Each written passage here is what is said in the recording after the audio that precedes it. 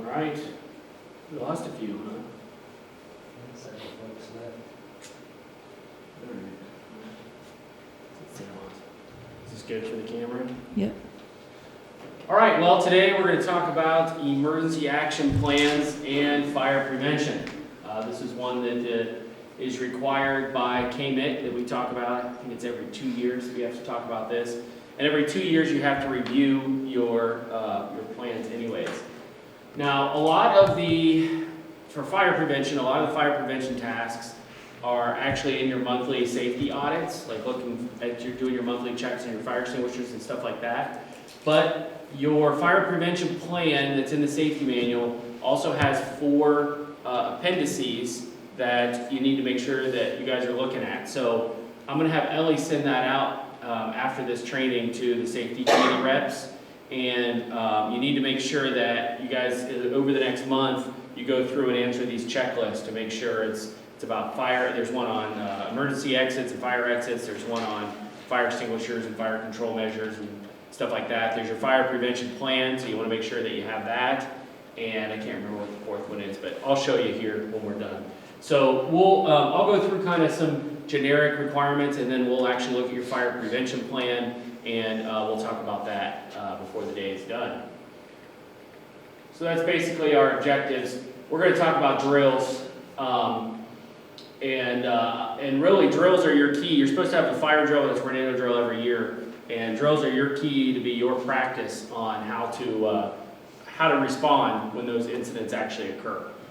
Something to think about when it comes to drills, and I may have told you guys this story before, but if so, you still get to hear it again. I was at I think it was a leadership or a safety conference a couple years ago, and the safety manager at Vermeer Equipment up in Iowa gave a presentation about a tornado that went through their facility. Have I told you guys this story before? Must not have been. If I did, it's not that good, huh? So, no. So, he said that they were really good about doing tornado drills. But how do you do a tornado drill? So, you either coordinate it with the siren going off, or you have some announcement, or you tell everybody, all right, there's a tornado in the area, what do you do? And you go to your shelters, okay? And then what do? You sit there for a few minutes, make sure everybody showed up, and then you say, okay, all done, right? Everybody go back to work, the tornado's passed. However, that's not always real life. What happens when the tornado actually hits your facility? Life's a little different. So he said that this tornado went through, and he showed pictures. It was really interesting. I want to say they had 200 or 300 employees at this facility. The tornado went right through the middle of the facility in the middle of the day. It's like 2 o'clock in the afternoon when everybody's there. Okay? Completely destroyed the facility. He said everybody did a really good job of getting to their locations, getting to their shelters, all of that stuff. And then the tornado hit, and then nobody knew what to do after that because they had never practiced, well, okay, what are we going to do now when the tornado actually hits? Do we know that everybody's there? Do people have roles and responsibilities for what they need to do? And he said it went from this nice, orderly thing, just like having a drill, to complete chaos after it happened. There were people stuck in tornado shelters. They have some above-ground tornado shelters. There were people stuck where debris had been blown up against the door, and they couldn't get out, so people started panicking because of that. There were cars flipped over in the parking lot. There were people that were trying to go home because they wanted to make sure that, the tornado didn't hit their house or something like that. So there were people that were unaccounted for. There were people there were family members and people from the community trying to get onto the site to try to help out. So now there's random people just walking around that they have no idea who they are. Live power lines on the ground, fires, right? All kinds of stuff. And he said it was complete and utter chaos. And had they had some sort of plan, or had they practiced, okay, who's going to be in charge, where are we going to go, what kind of things do we need to think about, if the tornado actually hit, they would have been much more prepared. So his lesson to everybody that was at this workshop was, when you do your drills, and when you do a fire drill or you do a tornado drill, at least one time a year, talk about what you're going to do if the event actually happens. Don't always just pretend that it didn't happen and you can go back to work. So I wanted to share that with you because I think that really hit home for me. In all my years, I've never been in a drill where we practiced what would happen afterwards. So I thought that was really, really interesting. Now when it comes to drills, there's a right way and a wrong way to do your drills. Sometimes we want to do our drills to try to make them a little more realistic. Oftentimes that can result in total chaos itself, and I guess that can kind of show how prepared we are. But the thing that's interesting about that is that the way that everybody did react, right? And if it was a real fire, they would have been in a lot of trouble. Now obviously all the doors would have been locked and all that kind of stuff. But it is interesting to see how people react under different situations. So you need to be having annual fire drills in your department. Don't do it like that, okay?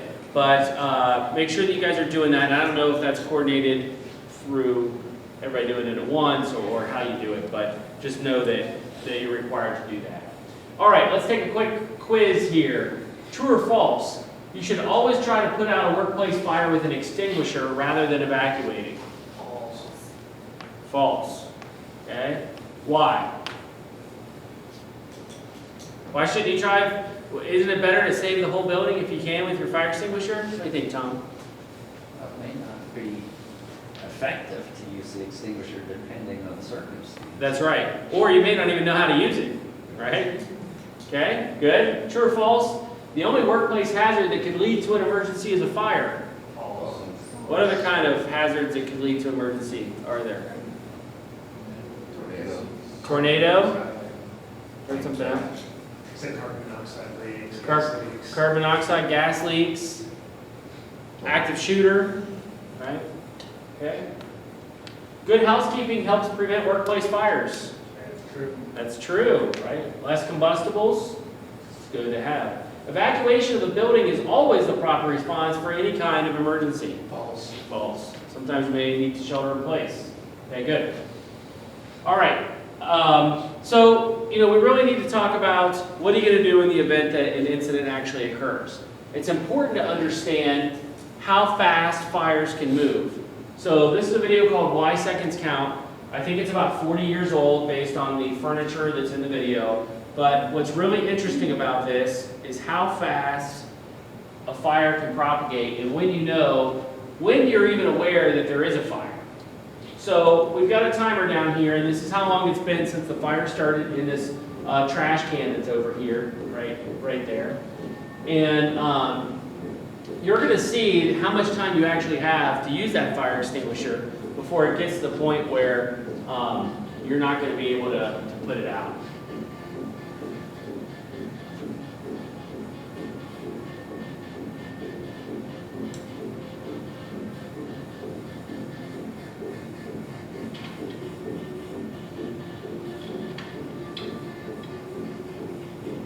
So you're almost a minute in here. You can probably still use a fire extinguisher on this. Andy, you agree? Maybe. You're getting pretty close to where it's getting too big already. Okay? Once it catches that wicker chair on fire, you're probably done from a fire extinguisher standpoint. But we don't even have a smoke alarm yet at this point. It's been a minute. You got less than a minute from the time a fire starts. In this case, just as an example of when you would actually be able to use the extinguisher. You're at a minute and a half before you even really start to get smoke.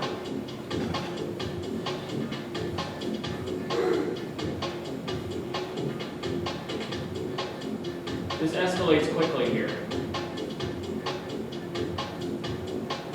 Now you're going to start getting the smoke build up where you may actually set off a smoke detector, especially if it's outside the door here in the other room. So before you even know it, if you're not in this room, this is what the fire already looks like. That's quick, right? And it's an exponential increase. The more it grows, the faster it grows.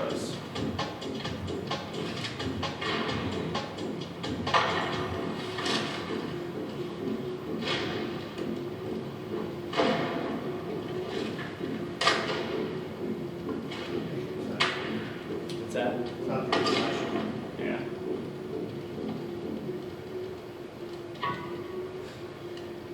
So there you go, 2.5 minutes from from that little trash can fire to the entire room is destroyed. So it's quick, okay? And that's one of the reasons why we say, you know, sometimes it's better to just evacuate, because in that short amount of time, it went from being a real small trash can fire to destroying an entire room and probably an entire building, right? Okay, so regulatory requirements. Publicly accessible places, you have to have fire alarms, okay? Hazard evaluation, we've got that in our procedure. I'll show you that in a little bit. You have to have a hazard evaluation. You have to have evacuation procedures. You have to do this training every other year. You have to have exit routes posted. All right, let's look real quick at your emergency plan.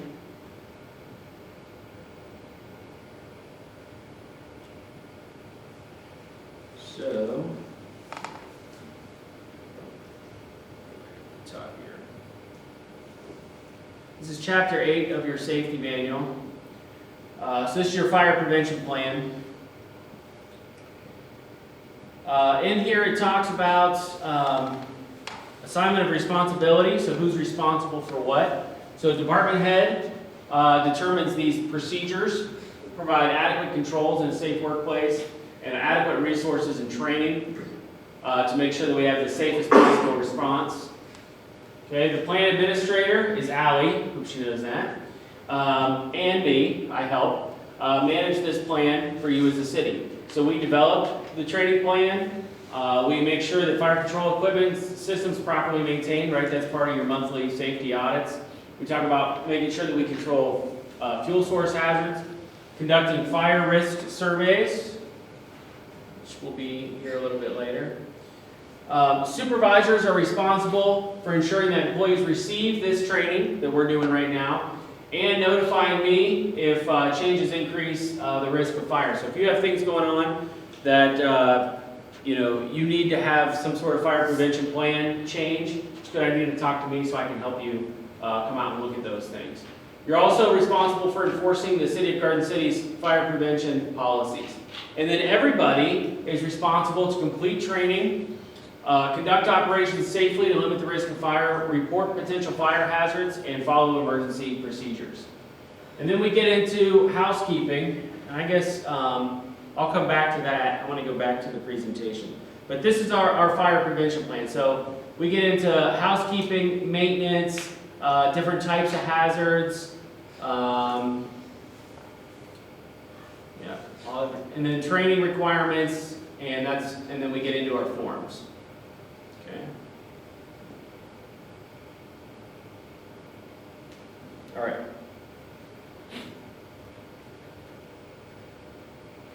So basically, emergency plans are required to have, like what we talked about, individuals in charge, evacuation procedures, there's fire hazards and the response procedures, protection equipment.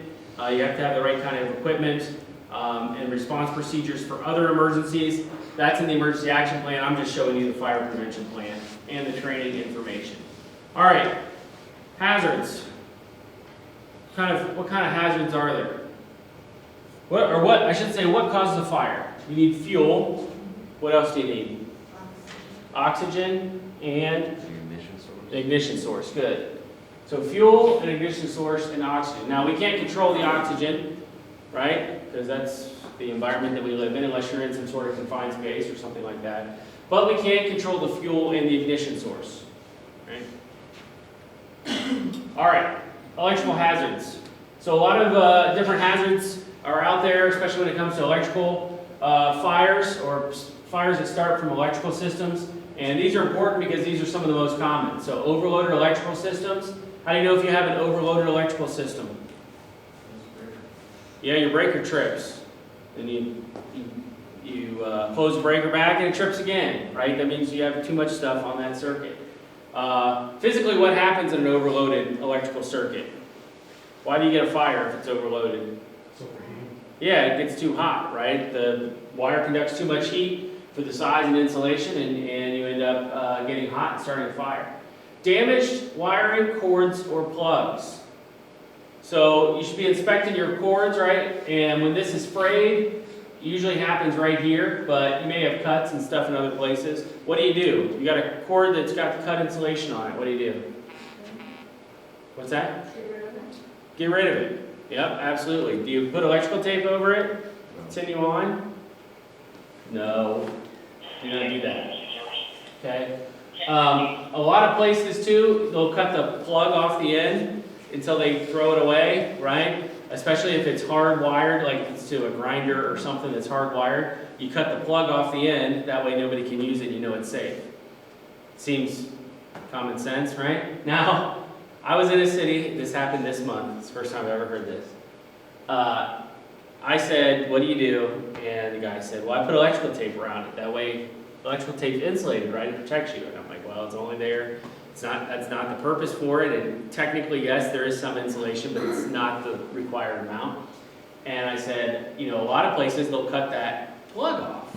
And he goes, no, you're tricking me. Don't do that. And I said, why would you do that? He says, you'll get electrocuted. I said, you got to unplug it before you cut the plug off. And he goes, oh yeah, that'd be a good idea. First time I've ever had in all my years of teaching electrical safety, that's the first time I've ever had somebody think that they were going to cut the cord while it was still plugged in. So that was funny. Defective equipment can cause electrical hazards, again, through shock or overload or that kind of thing, but it can cause a fire. So don't overload your circuits and your outlets. Check for wear or damage on your cords. Use only approved extension cords. Do not daisy chain cords together. Okay? If you need 100 foot of extension cord, don't take 10 10-footers and plug them into each other to make your 100 feet. Okay? They're not rated to go that far, and you have all those connections now where you could have problems.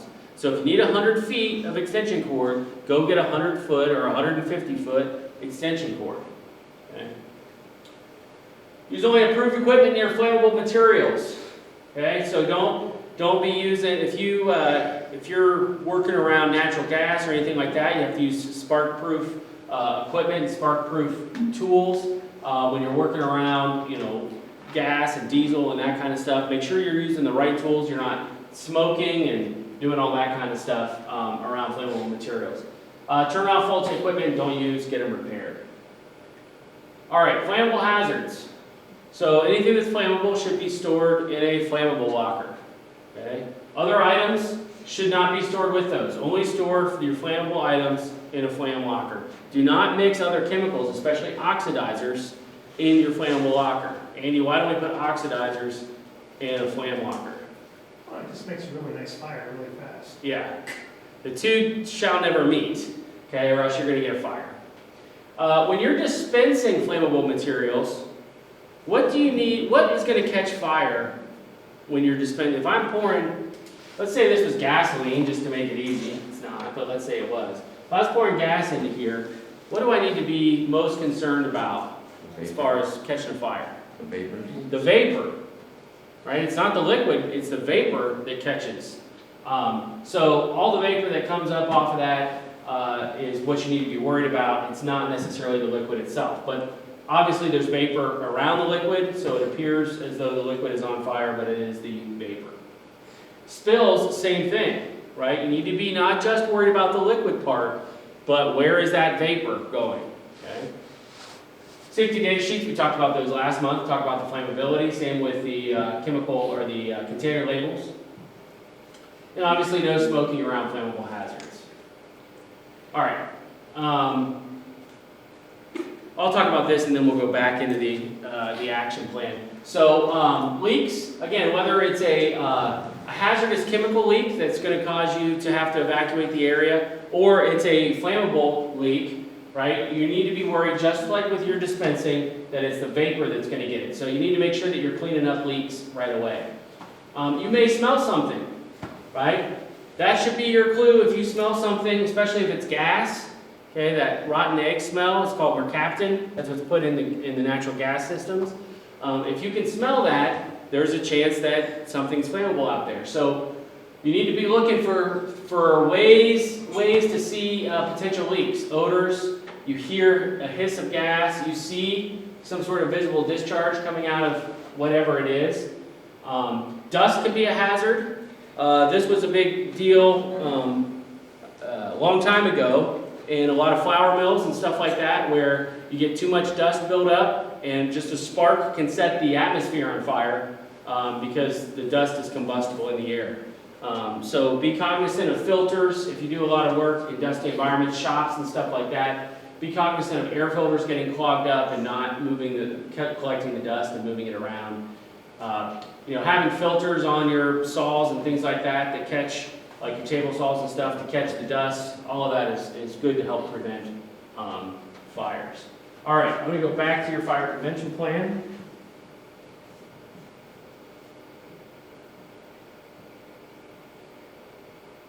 Maybe. Find my cursor. There we go. All right, so types of hazards. We talked about those electrical hazards. It's written in here, never use extension cords as substitutes for wiring improvement. An extension cord is there as a temporary means to power something. It's not meant to be permanent. If you need something permanent, that's when you get an outlet installed.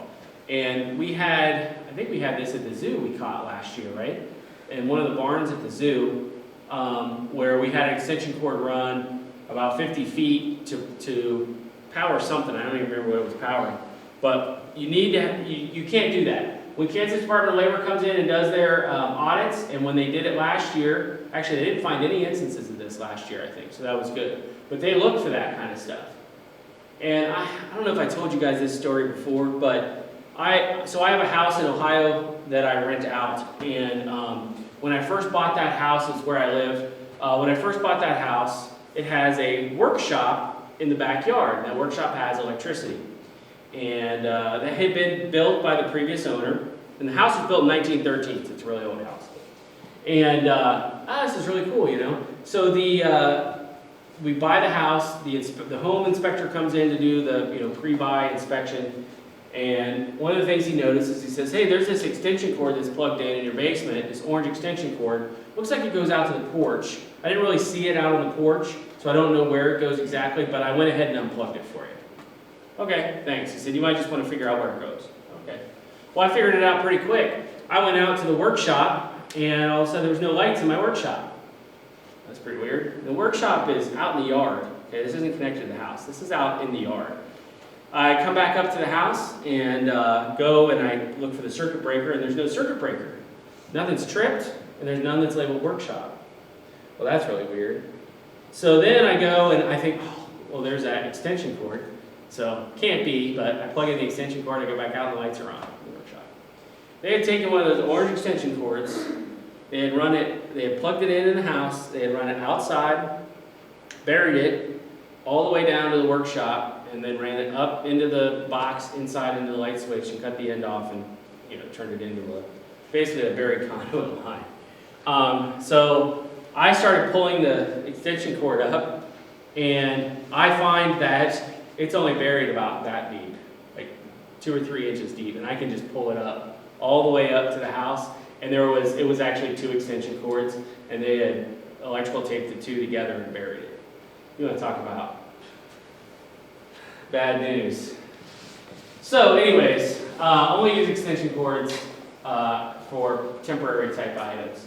Portable heaters. Any of you guys have portable heaters in your shops or in your work areas? Have to be approved by your supervisor. Portable electric heaters shall have tip-over protection that automatically shuts them off when they're tipped over, and there shall be adequate clearance between the heater and combustible furnishings or any other materials at all times. 30 feet is the requirement, right? 30 feet? I don't know that it's 30 feet. I thought it was 30 feet in an industrial application. Well, maybe in an industrial application. Yeah. As far as like when we go around and do stuff, when we check businesses, there has to be basically 3-foot clearance all the way. Okay, all right, so that, I think that's probably more of a commercial, or, I want to say industrial, or maybe it's based on the size. I know there's a 30-foot rule in there. But anyways, make sure that you have tip-over protection, so you're using something that will turn off when it tips over, and that there's that adequate clearance. Office fire hazard risks, okay? We talked about overloading circuits, turn off non-essential electrical equipment at the end of the day, don't leave the coffee pot on, those type of things. Keep storage areas clear. Ensure extension cords are not placed under carpets. Ensure that trash and paper is not allowed to accumulate.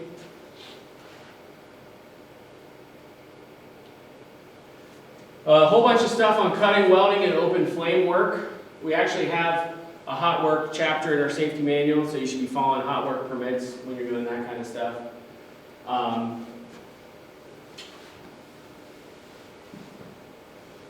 Okay, so there are 4 types of fires, or 4 types of materials that can create a fire.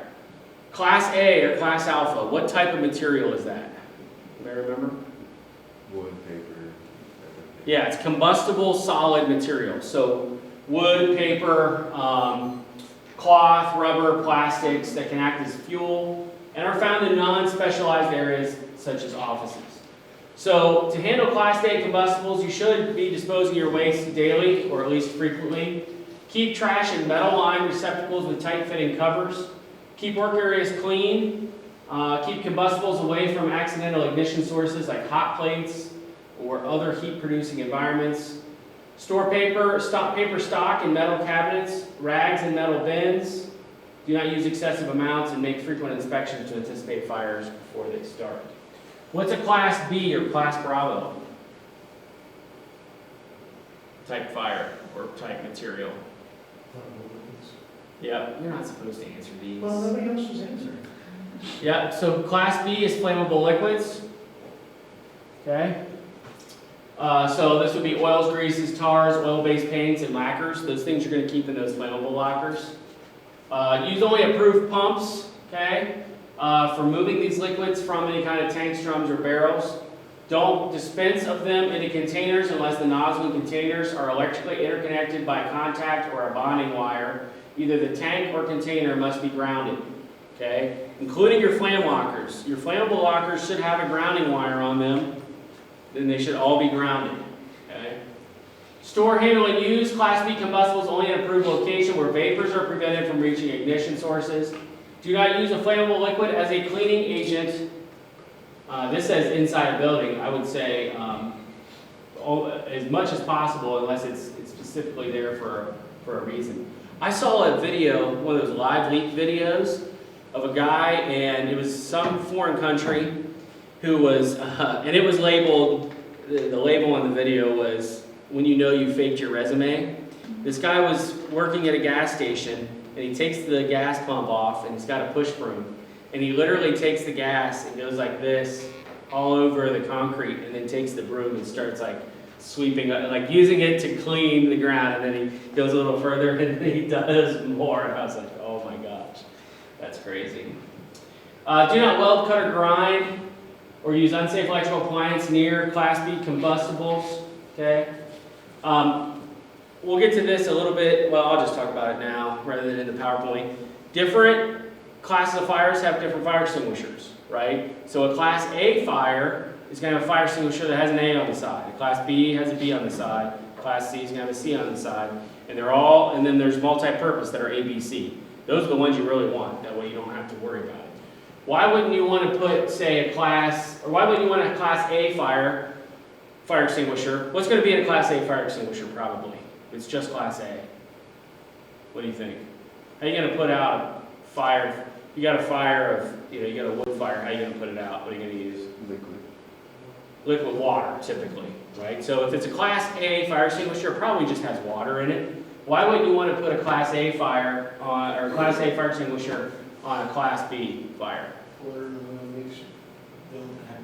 That's right. So you're just going to spread the fire out.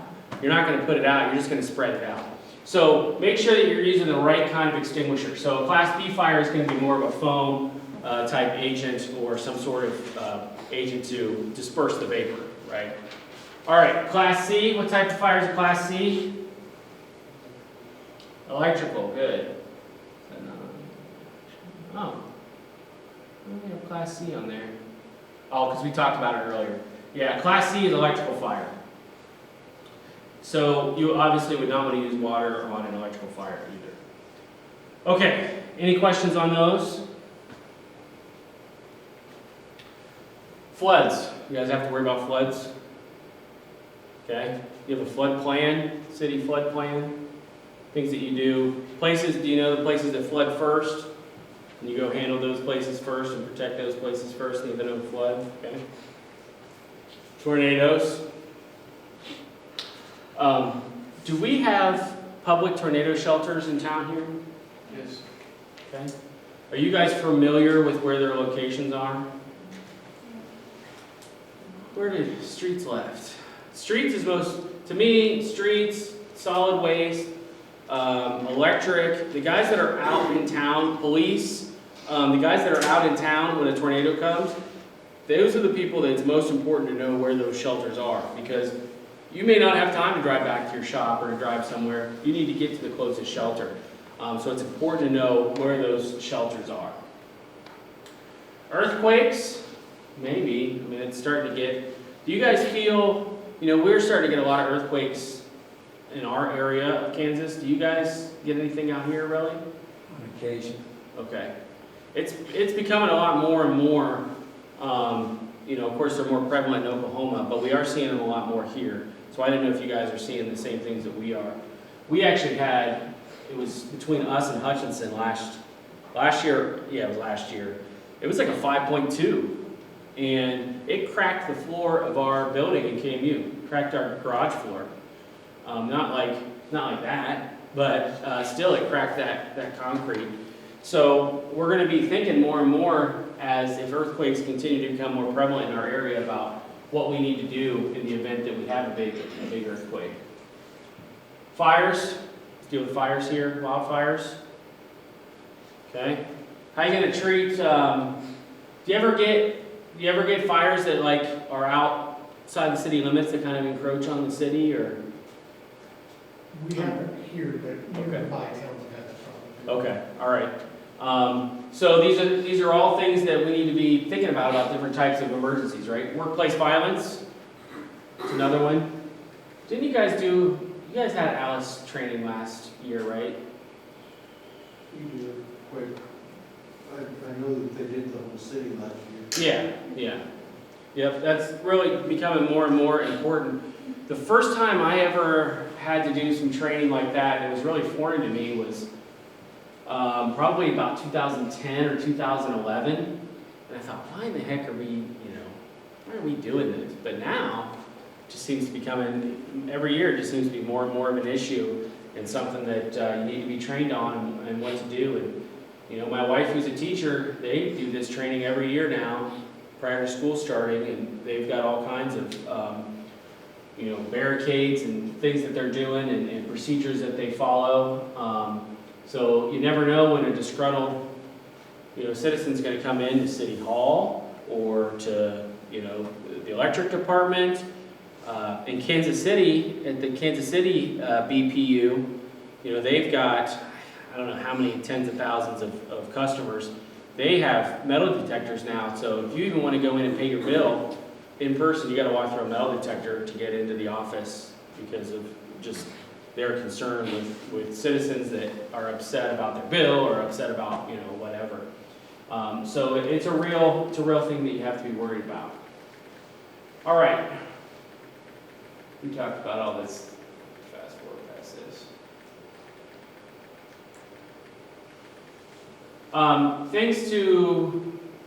Things to make sure you're thinking about, and this is in those appendixes, we'll talk about it. Are your evacuation routes clear in your work areas? Do you know where your assembly area is? Do you know where you assemble for a tornado? Do you know where you assemble for a fire? Are you doing your drills, and are your fire exits clear? Again, a lot of this hits with your plan. All right, so I'm going to show you, we're going to go through, now let's talk about housekeeping first. All right, keeping dust under control, we talked about that. Dispose of oily rags appropriately. Don't mix oily rags with your regular trash because somebody may put something hot or an ignition source in that, a battery, right, in that regular waste, and it could set the oily rags on fire. Don't allow your combustibles to accumulate. What you need to pay particular attention to are cardboard boxes, because you may be recycling those boxes, so you're stacking them up places. So watch how many you have and where they're at, and pallets. All right, having pallets, a lot of times pallets are hard to get rid of. You get a pallet of something in, you put it out behind your building, next thing you know, you got 5 or 6 pallets out there, and it creates a hazard. I don't know, you have anything to add from the fire standpoint? And keep your emergency exits clear, we talked about that. Okay. The one thing I want to get to, because we talked about this stuff, is how to use a fire extinguisher. We actually do training on how to use a fire extinguisher, but real quick, what's the acronym for how to use a fire extinguisher?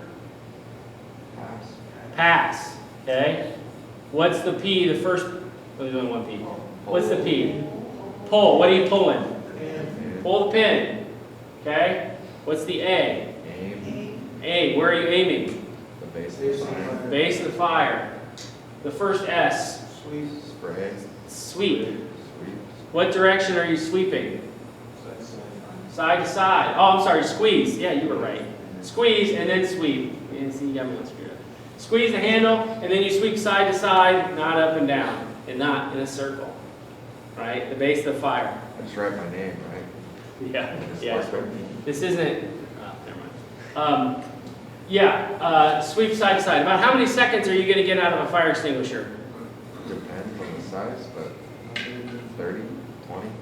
What do you think, Andy? On a standard office size 5-pound fire extinguisher, On a 5-pound? yeah. Maybe 10, 15 seconds. Yeah, tops. 10 or 15 tops. And that's another reason why we say you don't have much time to put the fire out, right?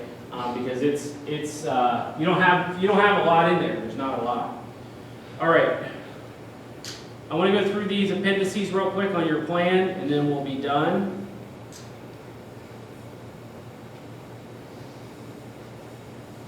All right. So this first appendix is your fire risk survey. If you do not have one of these on file, you need to have one. Okay. And basically, you need to go through each of your locations, and if you have any fire hazards, you have flammable materials, you have combustibles, or whatever it is, you need to write that down, where it's at, what you do, and then any required PPE associated with that. Okay, that shouldn't change too much. Appendix B, this is what I want you guys to do again this year, because this is something you should be doing every 2 years. Go through this checklist in your workplace, and I'll have Ellie send it out to you. Questions like, is the local fire department acquainted with your facility? That should be yes for everybody, I believe. Has your fire alarm been tested annually? If you have interior standpipes and valves, are they inspected regularly? So you go through all these. Are portable fire extinguishers provided an adequate number and type? So you're out there checking those every month, but do you have the right number? Do you have the right type? All of those, okay? So every department should go through this, like I said, every 2 years, and we're going to do it this year. And then Appendix C is your exits checklist, okay? Questions like, is each exit marked with an exit sign and illuminated by a reliable light source? So it's a good time to check those, make sure that they're still there. Are exit signs provided with the word exit in letters at least 5 inches high and with lettering at least 1 inch wide? Exit door side hinge, all these different things. You may think that these are things that never change, but you'd be surprised when modifications or remodelings have occurred, and those things have changed. And then the last one, flammable and combustible material checklist, okay? So questions like, are combustible scrap debris and waste materials, such as oily rags, stored in covered metal receptacles and removed from the work site promptly? Are all flammable liquids kept in closed containers when not in use? No smoking signs posted on gas tanks, basically. Do storage rooms for flammable and combustible liquids have appropriate ventilation system? And I know I've been through a lot of these things with you guys in a lot of the different departments, but again, we need to make sure that stuff hasn't changed and that you're looking at this. And we haven't done it in 2 years, so now's the time to do it. Okay, so that one's a little bit longer. That one's about 2 pages or 3 pages. That one's 3 pages, 2 pages. Okay, so we'll get those emailed out to you guys so that you guys can go through that. Are there any questions over anything that we've talked about? Comments? Nope. All right. Well, that's all I have for you. Thanks, everybody. Thanks, Brian. See you next month.